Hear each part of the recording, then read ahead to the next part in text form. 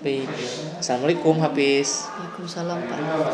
Apakah Hafiz tahu kenapa Hafiz dipanggil ke ruangan Bapak? Tahu Pak. Nah, Bapak kebetulan sebagai wali kelas Hafiz memanggil Hafiz karena ada suatu informasi yang Bapak dapatkan dari guru piket. Bahwasanya Hafiz itu seringkali terlambat datang ke sekolah. Apakah benar hal tersebut? Benar Pak. Baik. Kalau misalkan benar, menurut Hafiz, apakah tindakan yang Hafiz lakukan itu sudah benar apa tidak? Tidak. Tidak. Baik. Selanjutnya Bapak ingin bertanya terkait dengan keterlambatan Hafiz. Bapak tahu kalau misalkan secara manusiawi memang setiap orang, setiap manusia pasti punya sebuah kesalahan. Itu hal yang manusiawi. Nah, yang terpenting di sini kita mencoba memperbaiki kesalahan tersebut. Maukah Hafiz memperbaiki kesalahan yang telah diperbuat oleh Hafiz? Mau Pak. Baik, kita coba ya lakukan bersama. Nah, sebelum ke sana Bapak mau bertanya ke Hafiz. Kira-kira kenapa Hafiz datang terlambat ke sekolah? Terlambat karena ada jadwal patrol kebersihan asrama Pak. Oke, selain daripada itu, untuk jadwal tidur, adakah keterlambatan? Ada Pak. Saya sering tidur terlalu malam Pak. Kira-kira jam berapa tuh? Jam 10 ke atas. Oh, jam 10 ke atas. Nah, mungkin kebiasaan tersebut kita coba sedikit dirubah, dimana mungkin jam tidurnya nanti harus disesuaikan lagi. Kemudian jadwal patrol nanti kita juga harus sesuaikan lagi. Sebelum Bapak jelaskan lebih lanjut, menurut kamu dulu deh, kira-kira ada nggak usaha atau upaya yang bisa kamu lakukan untuk memperbaiki hal tersebut? Ada Pak. Pak. Saya akan mengusahakan untuk tidur tidak terlalu malam Pak. Dan juga saya akan menyesuaikan jadwal patrol saya agar tepat waktu Pak. Oke, bagus sekali ya. Terima kasih banyak kalau misalkan Hafiz sekarang sudah mengerti bentuk kesalahannya apa, kemudian juga sudah mengetahui bagaimana solusi atas masalah yang telah Hafiz buat. Nah, berikutnya menurut Hafiz ada nggak hal yang mungkin Hafiz lakukan itu sebuah kesalahan dan juga mengakibatkan hal tersebut itu menjadi kurang baik? Hal apa yang kira-kira Hafiz tinggalkan atau langgar? Tentang apa? Tentang disiplin Pak. Baik, menurut Hafiz, apakah disiplin itu penting? Penting Pak. Karena dengan disiplin juga bisa menghargai waktu Pak. Dan juga disiplin salah satu kunci untuk sukses Pak. Baik, Hafiz sudah paham betul ya terkait dengan bagaimana disiplin itu sangat penting ternyata untuk pembiasaan positif daripada hidup kita. Nah, memang betul ya Hafiz, jadi untuk disiplin, menerapkan disiplin itu butuh proses, butuh usaha.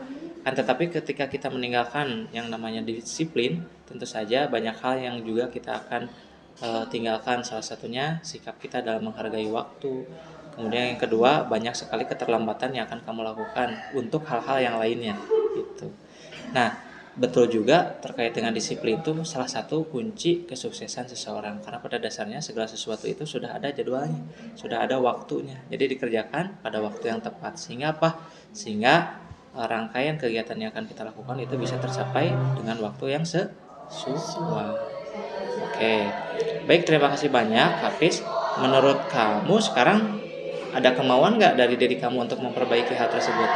Ada Pak. Berdasarkan hal yang kamu buat, apakah betul akan kamu perbaiki? Betul. Baik.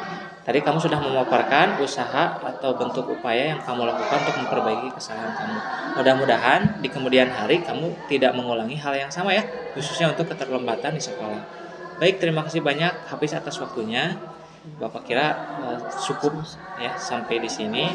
Mungkin nanti evaluasinya akan Bapak coba cek secara berkala apakah kamu sudah melakukan upaya perbaikan terhadap masalah yang kamu lakukan. Nah, kalau misalkan kita perlu untuk bimbingan, jangan sungkan untuk datang ya menghubungi Bapak selaku wali kelas Hafiz.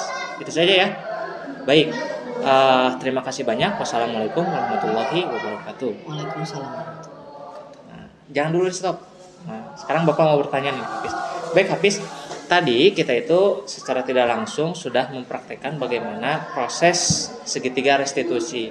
Menurut Hafiz, setelah Bapak melakukan segitiga, nah itu kayaknya kedengaran ya? Ditunggu ya, sebentar. Sebentar ya. Soalnya tadi ada suara yang masuk. Udah beres. Tinggal Arlin. Baik, Hafiz. Terima kasih banyak atas waktu yang telah diberikan. Bapak ingin menjelaskan dulu terkait dengan apa yang telah kita lakukan sebelumnya. Nah, sebelumnya kita itu sedang mempraktikkan bagaimana proses segitiga restitusi di sekolah. Khususnya di sini tadi Bapak jelaskan ya, Bapak posisinya sebagai wali kelas dan Anda sebagai siswa dengan hal kasus yang ada pelanggaran kasus yang dilanggar. Salah satunya tadi tentang keterlambatan masuk sekolah. Di sini Bapak akan jelaskan dulu nih. Setelah kita menerapkan proses segitiga restitusi, ada nggak hal positif yang Hafiz dapatkan? Kira-kira apa? Ada Pak. Kira-kira apa kalau ada? Dengan ada segitiga restitusi, kita bisa tahu apa alasan siswa itu datang terlambat ke sekolah dan juga hal lainnya juga.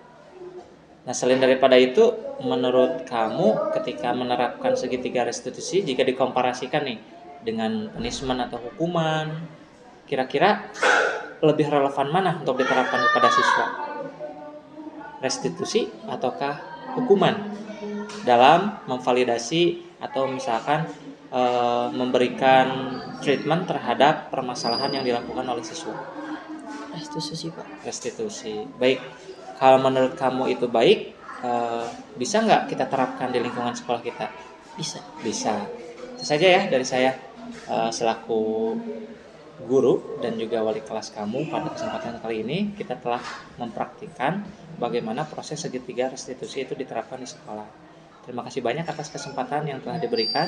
Mudah-mudahan video yang kita buat ini bermanfaat untuk kemudian hari dan juga menjadi bahan pertimbangan sekolah untuk menerapkan proses restitusi sebagai proses kebijakan dalam menelaah permasalahan yang telah dilakukan baik oleh guru ataupun khususnya oleh siswa itu sendiri. Jadi mungkin yang ingin Bapak sampaikan di sini adalah bagaimana pentingnya pemahaman terkait dengan restitusi. Oh, ternyata selain daripada hukuman, sekarang itu sudah ada yang disebut sebagai restitusi.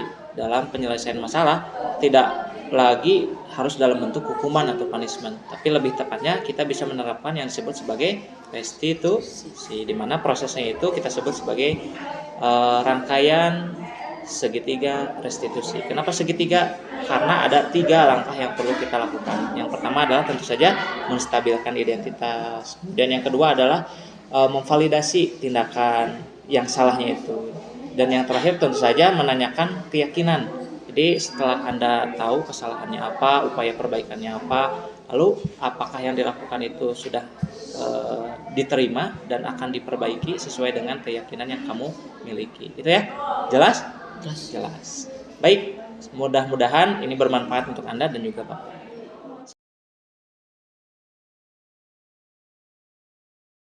Baik, Assalamualaikum Arlin. Waalaikumsalam Bapak. Arlin, apakah kamu tahu kenapa Bapak memanggil kamu ke ruangan Bapak? Tahu Pak, karena tadi saya makan saat jam pelajaran. Wah, baik. Terkait dengan pemanggilan kamu ke ruangan Bapak, ada beberapa hal yang ingin Bapak tanyakan kepada kamu. Salah satunya tindakan yang telah kamu lakukan tadi. Sekarang Bapak mau bertanya terkait dengan kesalahan yang kamu perbuat ketika kamu makan di kelas. Apakah menurut kamu itu suatu tindakan yang benar atau tidak? Tidak Pak. Tidak. Baik, setelah kamu memperjelas hal tersebut, sekarang Bapak mau bertanya. Pasti kan setiap orang itu memiliki kesalahan, betul nggak? Betul Pak. Nah, pernah melakukan kesalahan itu hal yang wajar karena sifat manusiawi ya.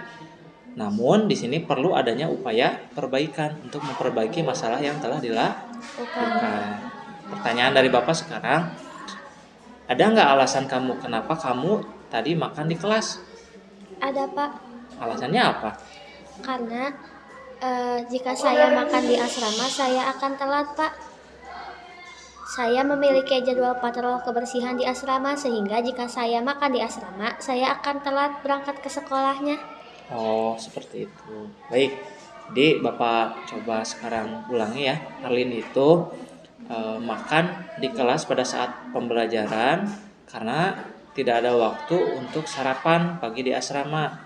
berkaitan dengan hal tersebut. Kira-kira apa yang membuat Arlin tidak bisa melaksanakan sarapan pagi itu karena tadi ya jadwal patrol kebersihan. Nah, kira-kira setelah Arlin tahu tuh masalah yang diperbuatnya sehingga berdampak kepada hal yang lain, salah satunya tadi ya ada pelanggaran yang Arlin buat, yaitu apa? Makan di kelas saat jam pembelajaran. Tadi sudah ditanyakan juga. Menurut Arlin sekali lagi itu tindakannya benar atau enggak? Tidak, Pak. Tidak ya. Apakah Arlin tahu kesepakatan kelas yang sudah kita buat tempo sebelumnya? Tahu, Pak. Tahu. Kira-kira hal tersebut melanggar kesepakatan kelas kita tidak? Iya, Pak. Iya. Nah, baik. Setelah Arlin mengetahui hal tersebut merupakan suatu kesalahan, Bapak ingin tahu bagaimana upaya Arlin untuk memperbaiki kesalahan tersebut. Kira-kira apa? Mengefektifkan waktu sarapan ketika ada jadwal patrol kebersihan di asrama, Pak. Baik. Setelah Arlin mengetahui bentuk upaya untuk memperbaiki masalah tersebut, ada nggak sekarang hal yang menurut Arlin penting dan ternyata itu dilanggar oleh Arlin? Salah satunya apa? Tidak menghargai guru dan teman-teman, Pak. Nah, itu ya. Jadi betul Arlin, ketika Arlin itu makan di kelas, secara tidak sadar Arlin itu sudah melanggar beberapa etika. Salah satunya adalah kurangnya menghargai orang lain, baik guru ataupun teman Arlin sendiri. Nah, menurut Arlin, sikap menghargai orang lain penting nggak sih? Penting, Pak. Penting. Kenapa penting? Karena jika tidak dihargai itu rasanya tidak enak, Pak. Nah, jadi ada ketidakenakan ya dalam diri seseorang ketika ada hal yang dilanggar, salah satunya kurang dihargai. Nah, sekarang Arlin sudah tahu tuh apa kesalahannya, lalu apa yang telah dilanggar, kemudian nilai apa yang sudah Arlin lewatkan, kemudian upaya perbaikannya juga sudah tahu. Kira-kira Arlin mau tidak menerapkan upaya perbaikan tersebut ke depannya? Mau, Pak. Baik. Setelah itu ada hal yang mendasar yang ingin Bapak tanyakan sekali lagi. Ketika kita melakukan hal ini terkait dengan proses diskusi kali ini, menurut Arlin, apakah ini sesuatu hal yang positif atau tidak untuk diri Arlin? Tidak, Pak. Maksudnya? Jadi kita itu sedang melakukan yang namanya restitusi, dalam artian berarti tidak ada Hukuman. Nah, kalau hukuman kan berdasar dari Bapak tuh. Kalau restitusi itu berdasar dari kamu. Kesalahannya diperbuat oleh kamu tahu apa konsekuensinya, kamu tahu kesalahannya apa, upaya kesalahannya oleh kamu, diperbaiki juga oleh kamu. Bukan dari Bapak kan? Nah, Yep. Jadi Bapak sekali lagi mau bertanya ya. Nah, oke. Menurut Arlin, sesuatu yang telah kita lakukan hari ini merupakan hal yang positif atau enggak dalam penyelesaian masalah? Sangat positif, Pak. Baik, karena sangat positif, Bapak harapkan ada upaya perbaikan dari diri Arlin ya untuk merubah segala bentuk permasalahan yang ada pada Arlin itu agar diselesaikan dengan cara yang positif juga. Salah satunya kita sekarang melakukan diskusi itu. Secara tidak sadar, kita hari ini telah melakukan yang disebut sebagai restitusi. Baik, terima kasih banyak atas waktunya. Mudah-mudahan di kemudian hari Arlin dapat mengerti apa yang kita diskusikan hari ini dan upaya perbaikan yang tadi disampaikan oleh Arlin itu dapat Arlin lakukan ya dengan kesadaran diri dari Arlin sendiri. Sekarang Arlin boleh meninggalkan ruangan Bapak. Terima kasih banyak. Wassalamualaikum warahmatullahi wabarakatuh. Waalaikumsalam warahmatullahi wabarakatuh. Jangan dulu di stop, please. Udah di stop? Oh, boleh. Nah, sekarang Bapak mau bertanya. Waktunya masih muter itu? Nah, Arlin, ketika tadi kita melakukan proses dialog, itu sejatinya kita sedang melakukan proses di mana kita menerapkan segitiga restitusi. Bapak jelaskan dulu ya.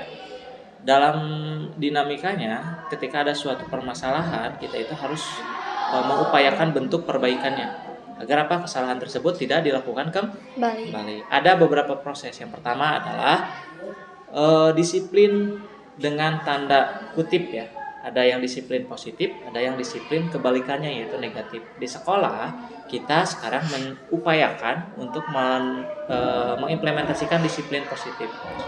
Disiplin yang negatif dulu. Disiplin yang negatif itu berdasarkan kehendak daripada penghukum yang kita sebut sebagai hukuman atau punishment. Nah, jadi ketika ada kesalahan, contohnya Anda Arlin sebagai siswa lalu Bapak sebagai guru, secara tidak sadar langsung Bapak berikan hukuman sesuai kehendak Bapak tanpa adanya kesadaran dari diri Arlin. Kemudian berikutnya tidak ada juga upaya perbaikan dari Arlin diri sendiri. Nah, itu hukuman. Berikutnya ada konsekuensi. Kalau konsekuensi itu berdasar diri atas kemauan diri sendiri oleh Arlin. Contohnya yang tadi kita coba diskusikan ya, ketika Anda, Arlin, menumpahkan minuman teman Anda, kira-kira apa yang Arlin lakukan? Menggantinya, Pak. Menggantinya. Atau secara sadar atau tidak kira-kira? Iya, Pak. Nah, dalam artian di sini Anda tahu tuh ketika membuat kesalahan, lalu apa konsekuensi yang harus dilakukan. Berikutnya ada restitusi. Nah, restitusi itu ada beberapa proses, sehingga kita tadi bisa menyebutkan restitusi yang dimaksud di sini adalah segitiga restitusi. Nah, langkah yang pertama tentu saja menstabilkan identitas. Tadi Bapak bertanya kepada Arlin, kenapa Arlin dipanggil ke sini? Adakah hal yang perlu kita obrolkan? Lalu apa kesalahan yang mungkin dilakukan oleh Arlin? Yaitu ada kesalahan. Berikutnya menanyakan keyakinan terkait dengan masalah yang dilakukan oleh Arlin. Bapak bertanya pada Arlin, menurut nilai Arlin, nilai kebajikan universal Arlin, apakah tindakan tersebut benar ataukah tidak? Dan yang terakhir tentu menanyakan keyakinan setelah Arlin tahu, oh ternyata saya melanggar tuh nilai kebajikan yang telah kita sepakati bersama. Salah satunya tadi apa? Tidak menghargai Orang lain. Setelah Bapak bertanya itu, upaya perbaikannya seperti apa? Tadi sudah Arlin jelaskan. Nah, sekarang Bapak mau minta tanggapannya tuh. Setelah kita menerapkan dialog seperti ini, proses segitiga restitusi, menurut Arlin, apakah restitusi ini patut diterapkan atau kalau lebih memilih adanya hukuman? Patut, Pak, karena jika hukuman mungkin murid akan menganggapnya itu mah bisa dilewatkan. Jadi segala sesuatu bentuk perlakuan yang sifatnya itu kekerasan baik fisik maupun verbal sekarang sudah masih harus diterapkan di sekolah atau justru harus ditinggalkan menurut Arlin sebagai siswa? Harus ditinggalkan, Pak. Karena murid bisa merasa dirugikan, Pak. Oke, baik. Terima kasih ya. Nah, yang Bapak harapkan memang seperti itu. Sekarang dari segi hukuman atau punishment itu sudah tidak berlaku di sekolah ya, dalam artian kita sudah membudayakan disiplin positif. Kalau tidak konsekuensi ya opsi yang kedua yaitu restitusi. Tapi kita mengutamakan yang disebut sebagai restitusi dalam penyelesaian masalah. Baik, terima kasih banyak. Mudah-mudahan apa yang kita dapatkan hari ini, baik dialog secara langsung ataupun dialog interaktif yang kita lakukan setelah proses tadi, melakukan dialog yang direncanakan, itu bermanfaat bagi kita terkait dengan pemahaman bagaimana hukuman, konsekuensi atau restitusi. Restitusi dan konsekuensi itu disiplin positif ya. Nah, kalau hukuman itu kebalikannya, disiplin tapi negatif arahnya. Sehingga kita sekarang mencoba mengupayakan yang dua ini, konsekuensi atau restitusi. Dan upaya yang mungkin akan kita coba kembangkan di sekolah adalah restitusi. Ya, semoga kedepannya kita bisa mengimplementasikan ini dengan baik di sekolah, khususnya dalam mengimplementasikan restitusi. Terima kasih banyak atas waktunya. Assalamualaikum warahmatullahi wabarakatuh. Waalaikumsalam warahmatullahi wabarakatuh.